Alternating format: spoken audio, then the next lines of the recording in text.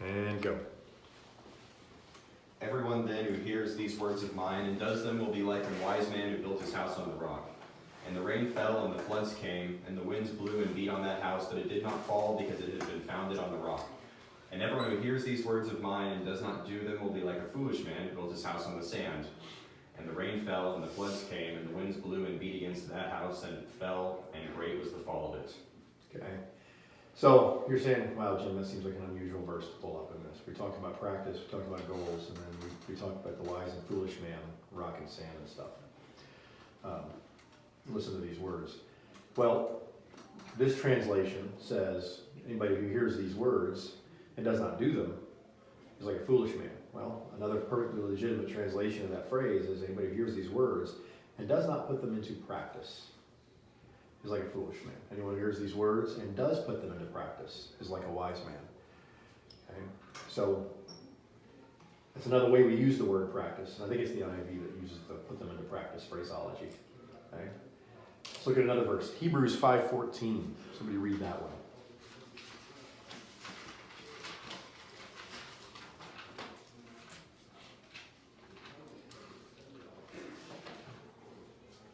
Hebrews what? 5:14.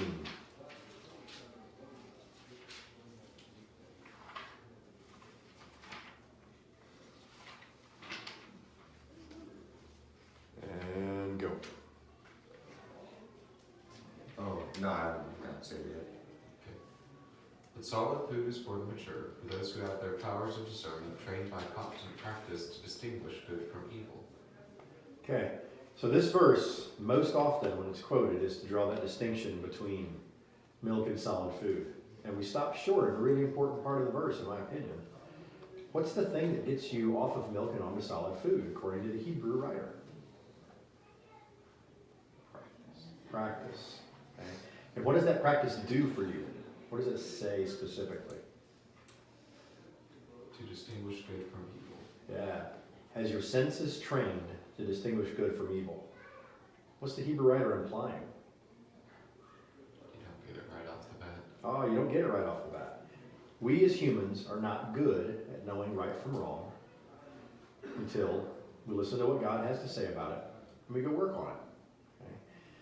It's where I introduce an interesting question that I'll explain it after. So can you change yourself? Can you change who you are? No.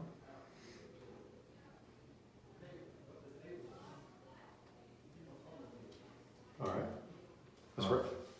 Let's say you could probably, I mean, with practice, you could probably become a better man, and you know. But can you change?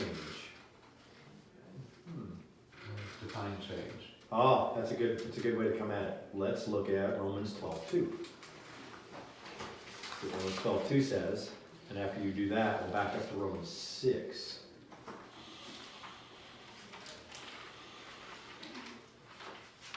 Romans 12:2, go. Are you sure that's the right one? Maybe. Wait, no, I was looking at Acts, not Romans. That one did. That would cause problems. I was like, why are we talking about the hidden John? That doesn't make sense.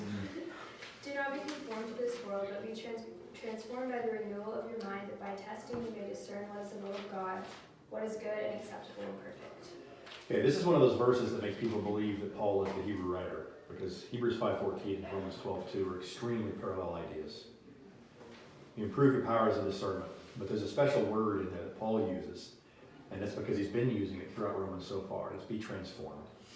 So let's back up to Romans chapter 6, and we're going to start in verse 1, and we're going to read 6 or 7 or 8 verses, and I'll stop you when we get far enough. Let's wrestle with that for a minute. And it's Romans 6, starting verse 1, go.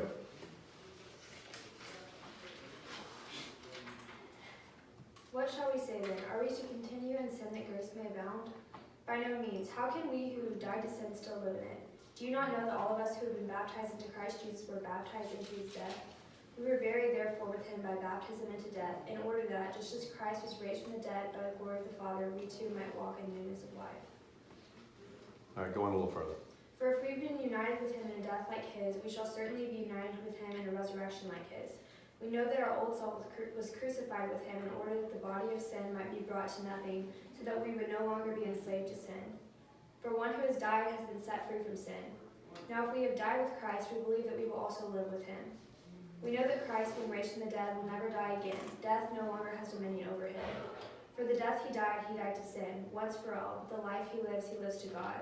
So you also must consider yourselves dead to sin and alive to God in Christ Jesus. Okay, so part of what Paul is setting up there and continues for the rest of Romans chapter 6 and all of chapter 7, by the way, is he talks about, I made a choice to follow Christ. To do that, I'm going to set aside what my old life used to look like, and I'm going to work on doing new things because I'm a new creature. Okay? So, it's a trick question. Can you change yourself?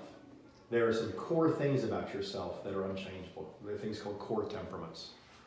But then wrapped around your core temperaments are things that you decide. But you can decide them in a passive way, or you can decide them in an active way. So, do all of you believe that some people are born with a hotter temper than other people? Absolutely. It's a scientific fact. Do you believe that some people are born to be more extroverted or more introverted than other people? Yeah. Okay, so there's 5 personality dimensions that science agrees are all there. So introversion, extroversion is one of them. Openness and neuroticism is 2 ends of the other. And I hate the fact the word neuroticism is still the one used, because scientists know what you mean by that. It's not the lay definition. When you use the word, hey, that person's neurotic, that's not what that means. Okay. It's just the idea that you have an origin of your thoughts from inside of yourself versus from outside of yourself. There's another aspect called locus of control. Y'all ever heard that phrase before? It's the idea, and people are hardwired for this. You're born on one side of this fence or the other, and it's hard to change. It's the idea that I believe that I'm in control of my surroundings, or I believe that my surroundings are influencing me. Okay? And you're hardwired to be somewhere along that spectrum. Now, you could choose to behave a little differently. So let's say you're a very introverted person. You just really don't like crowds. You can still choose to work on public speaking and be a public speaker. You can still be a performer. There are, in fact, some Hollywood actors who are super introverted. Harrison Ford is one. He's been personality tested. He is a mega introverted person from a personality trait standpoint. He's just not shy, so he can go perform. It exhausts him. He then has to have his quiet time to recuperate and recharge. Okay. Then some other people are natural extroverts. So that part of you can't change much, but you can wrap that core of who you are with a bunch of behaviors that can change how successful you are at your chosen path. And that's what Peter talks about when he talks about arete or arete or however you say it. So everyone flip over and look at 2 Peter 1, 5 through 10. I'll read a little bit, and then we're going to stick some stickers on the wall before we run out of time. 2 Peter 1, 5 through 10 is a verse you're familiar with. It says, "For this very reason, make every effort to supplement your faith with virtue." That's the Greek word arete. Supplement your faith with virtue. And supplement your virtue with knowledge, and knowledge with self-control, and self-control with steadfastness, and steadfastness with godliness, and godliness with brotherly affection, and brotherly affection with love. For if these qualities are yours and are increasing, they keep you from being ineffective or unfruitful in the knowledge of our Lord Jesus Christ. For whoever lacks these qualities is so nearsighted that he is blind, having forgotten that he was cleansed from his former sins. Therefore, brothers, be all the more diligent to confirm your calling and election, for if you practice these qualities, you will never fail. Okay? So Peter hits on a bunch of ideas, and if I've never said this before, or it never stuck with you before, when you read Paul, and you wrestle with Paul, and Paul's hard to understand, if Peter wrote about the same thing, which he did a bunch of times, Peter will give you the short version, much more to the chase, much easier to understand. Paul's a smart dude that went to college for like 20 years. Okay. Peter is a fisherman who liked to swear and cause problems. Okay. So Peter is a different animal. Okay. So he summarizes basically, hey man, if you haven't paid attention to the Hebrew letter yet, or to Romans chapter 6 through 12, let me tell you what it says. And it says this: for your faith to work on your virtue also. And virtue, according to that Greek, basically means excellence of any kind. Bible translators often use the phrase moral virtue, but a better way to think of it is higher purpose. Add to your faith your higher purpose. Okay? Now we're getting back to what we're talking about this quarter. So God gave us the bees. You guys picked some other things in your life. Like for me, I had to find a godly wife who would be accepting of the fact that I have a hard time with this obey piece over here. I don't like to obey. Okay? I like to do nice things for people and then go do what I want to do otherwise. That's my struggle. Yours may be different. Okay? But my lovely wife here was like, okay, I love you even though you're a wreck. And I would like you to get better over time, but you can be like 0.04% better next week than today. You don't have to be better all at once. It's okay. Long, slow path. But we practice stuff and make it different so we can achieve our higher purpose of doing stuff for people. Okay?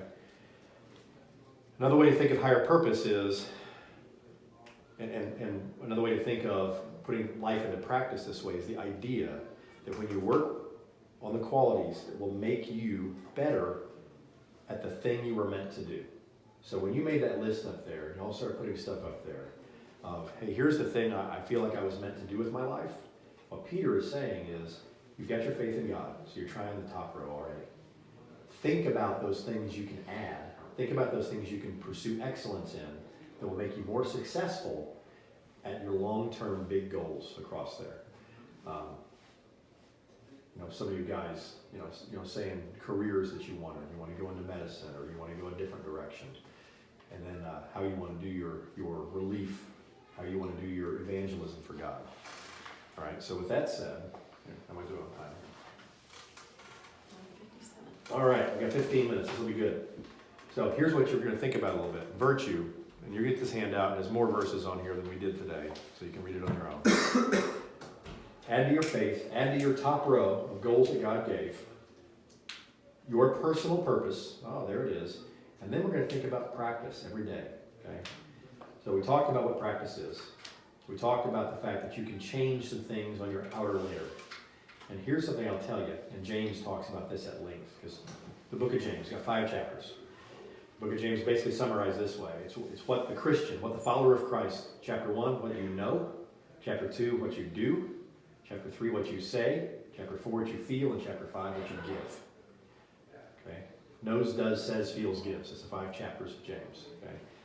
And James lays out that the more you focus on asking God for help, chapter 1, you start doing stuff and controlling your tongue, then you're going to feel like what you were looking for in the first place.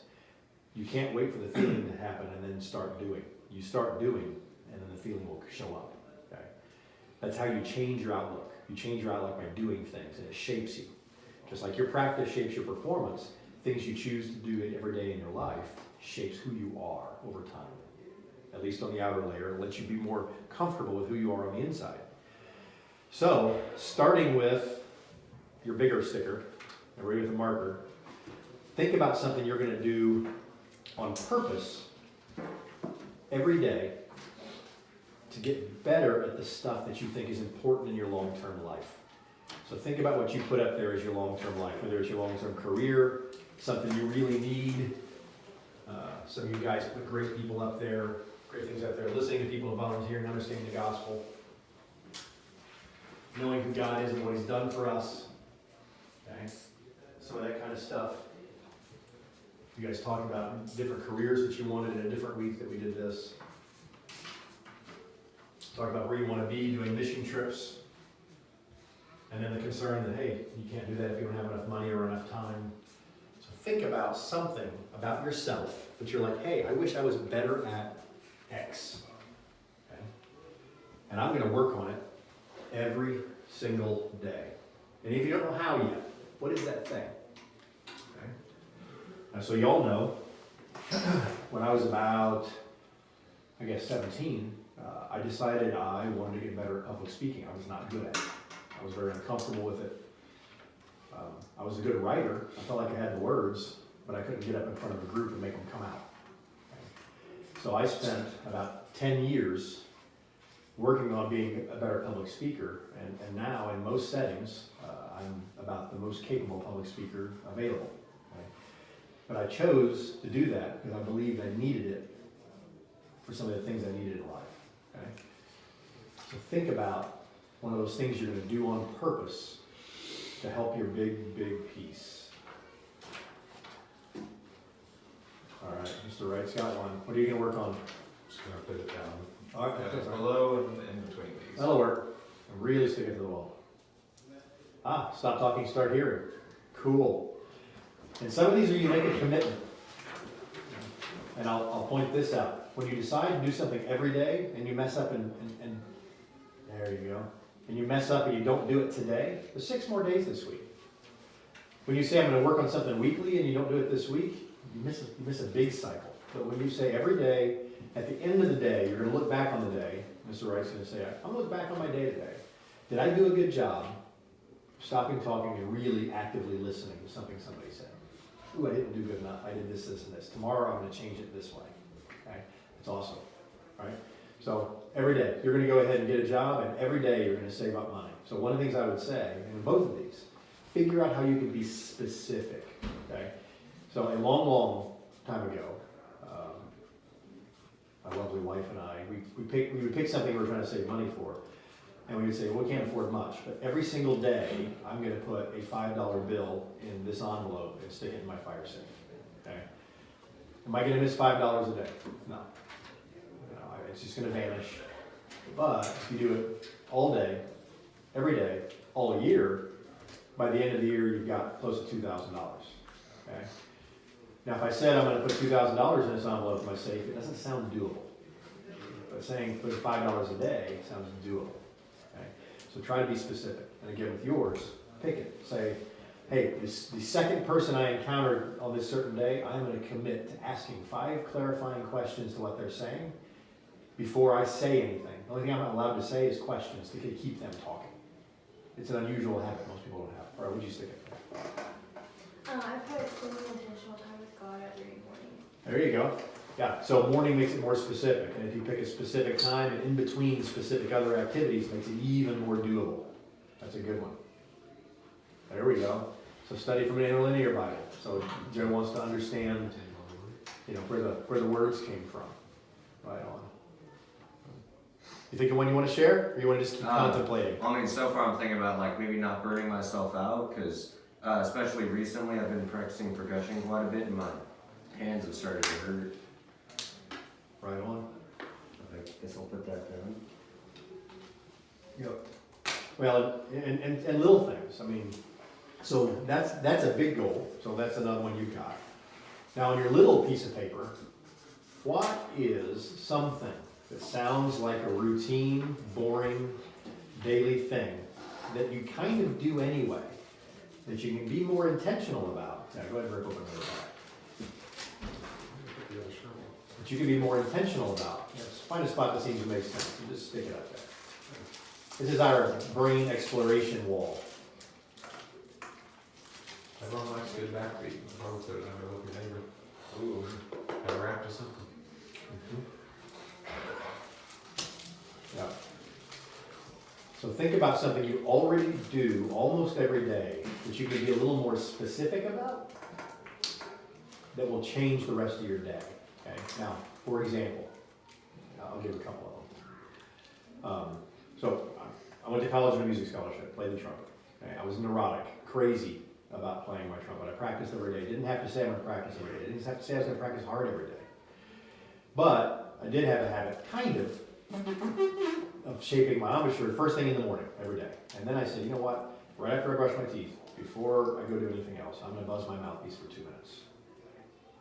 At that moment every day. Is that a big deal? No, it's a tiny, tiny thing. And then I added on to that. Okay, I'm going to get 3 hours of horn time every single day. Okay, because that's what was necessary to do what I wanted to do. It may be something simpler. I am going to set my alarm clock 8 minutes earlier than it used to be set. And I'm going to actually get up when it goes off. That's a small thing, right? So think about some of those tiny, tiny things that potentially could change how your day turns out. I'm going to have a glass of water first thing in the morning, which is a really good health goal, by the way. Drink more water. I work for a water company now. You don't know that, they do.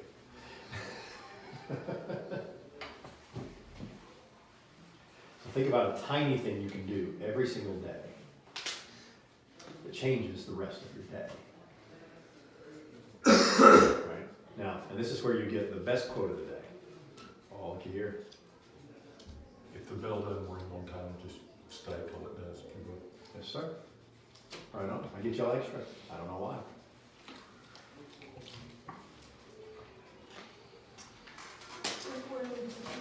Just hang on to it for a second, one more thing. So there is an awesome quote that's on your handout, but it's not from the Bible. It's from Bruce Lee. Bruce Lee, arguably one of the most influential martial artists in the modern era. He said, anything worth doing is worth doing every day. And that's kind of his idea that he expounds upon. That the things that you choose to do every day actually really change how you behave over a long period of time. It sets the stage. If you want to be a much more relaxed person, let's say you're already uptight about things, which is how a lot of people think I am. They think I'm a natural planner. I'm not. I am an absolute partying train wreck. That's my natural inclination. I had to build a framework to make myself behave. Okay, so I keep the framework because it lets me come to the middle, a place where I can get along with everybody. Okay? Otherwise, I will skip class and spend all day doing something else. It's just what I want to do. Okay? So you got to think about what you're going to do every day. And Bruce Lee says that those little things you choose to do every day shape who you become, and it changes how people see you over time because it becomes who you are. Right? So now these are small. So put them down lower and close to the thing that you were going to do intentionally that you put up there. Right? It doesn't have to be directly related. Okay. Because what you don't know is, it is probably directly related, and your psychology made you do it, and you don't even know that.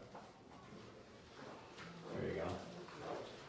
And Mr. Wright says, don't shut Josh down when he's talking. Hey, there, it's actually related on purpose. So he got very specific. Right on. So when somebody else is talking, the thing they're talking about is important to them. And it's hard not to stop them. Or what did you put? Spend less time on my phone and go to bed earlier. Right on. So there's actually apps you can add that will monitor your screen time for you. And iPhone does it automatically, but I found that one's hard to differentiate. It thinks I'm socializing when I'm doing work, because I do a lot of emails on my phone. But that's a great one. And go to bed earlier. So how does go to bed earlier end up linking with saving up money and getting a job? Makes you less tired. Hey. Makes you actually want to work. Makes you want to work. It makes you actually better at your job. Makes you do your day better. When you do your bedtime better, you do your day better. Early to bed, early to rise makes men healthy, wealthy, and wise. Yeah, which is ironic from a guy who was known for staying up late and partying and drinking too much. He was a weird dude. He was a weird dude. He said some great stuff, didn't do it all. All right, I can't even remotely read what you wrote, Morgan. What'd you put up there? I put get up the first time the alarm goes off to run. There you go, running. Yeah, so we didn't talk about it. One of the verses I've got in your thing here, Paul talks about physical exercise. And he contrasts spiritual health with physical health several times. And he doesn't say that physical exercise is of no value. He says it's of some value. Just spiritual health is even better. And the more I have paid attention, because I spent about 9 years in horrible health. In my 30s, I didn't take care of myself at all. Okay? Didn't do a great job taking care of myself in my late 20s. And I had a lot of weight to lose when I was about to turn 40 years old. And now that I'm bumping up against 50, I would put my physical conditioning up against anybody 30 years old or older. Okay? Bring it, dude. I'm in great shape now. And something I can see from personal experience is when you take great care of the body that God gave you, it takes better care of you. Your body feeds your brain better, and you make better choices, and you perform better in everything. It's amazing. All right? Okay, what else do we got up there? Do your show. New one. Oh, you're putting it by the other one. Yeah. Right on. Listen to a smart podcast On my drives. on your drives. There we go. In the car. That's an interesting one. So pick a podcast series that's going to introduce you to stuff, stretch your brain. Something else I'll also encourage you to do, and the Bible tells you to do this as well, is listen to countering points of view. Okay? God never tells us to not listen to the faith of somebody that's godless. God tells us to put it in perspective, to understand that it's powerless. Okay? Listen, understand, and then share what we have to share. All right, you got one? Yeah, I'm just trying to figure out which one to go with. You can put it wherever you like. Now, next one. Oh, you got to put a frowny face on this one so you know what it is. What's something you can end up doing every day that you probably already do every day that is going to derail you? It may not derail you all at once. And try to make it different. So, like, spend less time on your phone. You can't spend more time on my phone and put a frowny face. That's terrible. But pick something that's a bad thing. So, like, one for me is start eating at 9 p.m. Because I do just fine. If I have a cup of herbal tea about 9 o'clock and start thinking about going to bed, I will actually stop my day. If I say, oh, I'm going to have a small snack, it turns it into like fifth meal. And I eat for the next hour and a half. Bit hobbity. Huh? Bit hobbity. I'm very hobbity. Breakfast, second breakfast. Lunch, dinner, tea, and supper. Oh, you forgot elevensies. Well, I know this is... Breakfast and second breakfast is right on. Okay? So think about something you know about yourself that turns into you exercising a bad habit. Soccer. Sex.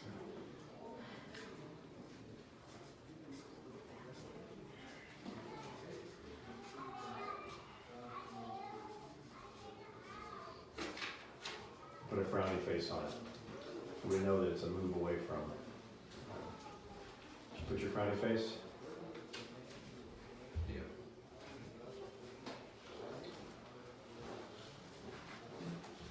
Just forgetting that I was like that, and that I was like a lot of other people whose things I don't care about.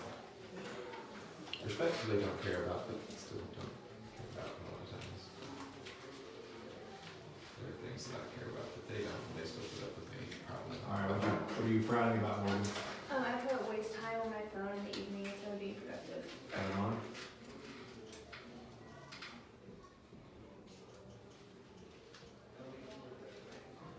Procrastinating. You know, there are fairly recent scientific studies that males are naturally hardwired worse procrastinators than females. It's not my fault! Finally, I get to excuse my laziness. I'm finding a frowny phrase here. Yeah. And this is how we're going to introduce an idea we'll get to in a week or two. If you choose to procrastinate and put things off till later, what have you also chosen? What comes with that? I'll do a simpler one. If I choose to stay up really late tonight, what have I chosen for tomorrow? Right. So if I choose to spend all my money today, what have I chosen for tomorrow? So if I choose to put off doing things today, what have I chosen for tomorrow? To have to do it all tomorrow. To be really busy and hectic, right? Do we do our best work when we've got too much stuff to do? So I do find it amusing. I don't find it funny. I use the word funny. I find it interesting and amusing. When somebody actually says out loud, I perform way better when my plate's really full and I'm right up against the deadline. Okay, that is an excuse. That is called rationalization. That is them trying to justify putting themselves in a situation that's a bad choice. Okay? And we do, as humans, one of the things that we are, as humans, are expert rationalizers. We will redefine the past based on our desired present. Instead, what I'm going to try to have you guys do over the course of this quarter is redefine your present and have your desired future. Okay? So, what's another one? Who else put a frowny face up there? What did you say, Joe? Me? Yeah. The morning mope. Morning mope. Yeah. If when I wake up, I'll just rip the Band-Aid off and jump out of bed immediately, everything goes like a million times better. Yeah. Yeah, rip that Band-Aid off. Okay? How about you? You got one? Yeah, I think sometimes I'm overly ambitious, right? So don't try to boil the ocean. Okay? If you want some hot water, get like a teacup and boil that teacup, and then get a second teacup and boil that teacup. Okay? Eventually, you get a lot of hot water. But if you say, I'm going to change the temperature of the ocean, you can't do it. You're not big enough. So you got to make smaller bites. Okay? Break up your goals into small pieces. And like everything else in life, part of what makes you successful at what you choose to do is by being specific about what you choose not to do. Okay? Let's get another Friday face. Pick something you're going to choose not to do. It will make more room for your choose to do's. Okay? And this is just a corollary. It may be really similar to one you have so far, and that's okay. I didn't give you all any notice, and I do this to you on purpose. So I'm picking on you to stretch your brain. What's something you're going to stop? I'm just not going to do this anymore. It's too much. I got too much on my plate. I'm going to stop doing X. It's gone. I just took it out of my life because I want more time to do this other stuff.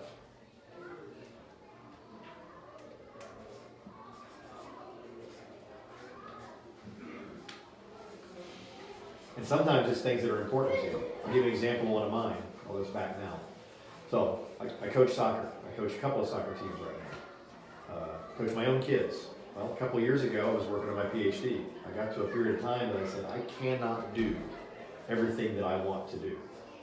So I didn't coach soccer for half of a year. I gave the team away to a different coach, and I focused on the few things I could accomplish. I didn't like it at all. I didn't like having to give it up. It's not even a negative thing. It was just too much, like what you're talking about. Now, finished my PhD, and now I'm coaching soccer again. I love it. All right. All right, somebody pick a stop to do. Put it up there. And so you know, sometimes stopping takes as much practice as starting. Should we put a Yeah, put it somewhere close to your other cluster. And I'm predicting we're going to head out at some point when the bell goes, or when people didn't listen to what Kevin said.